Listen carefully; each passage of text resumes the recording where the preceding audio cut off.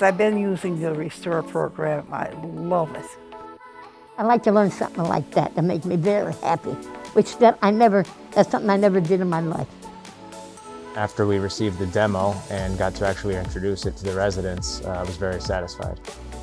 It helps work on the patient's dynamic and static sitting balance or standing balance, functional reaching, range of motion, which can help them with their ADLs, IADLs, and other functional tasks throughout the day. It really improved their mood because they're stuck in their rooms a lot, and anything that we could add that's new to them and different, break up the monotony of the day, really made a difference. Sort of set up like games, but the benefit that the residents are getting from using it far exceeds just anything of like a video game or something like that.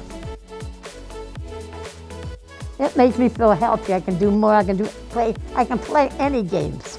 The program is a lot of fun, and it works your shoulder muscles and your arms and hand-eye coordination also. Before we had Restore, we would just have them stand and tap a balloon or reach for cones. With Restore, they can actually be in the game. They can see themselves moving on the screen and actually doing the activity, and little do they know they're working on their balance and their range of motion, and they don't even realize it.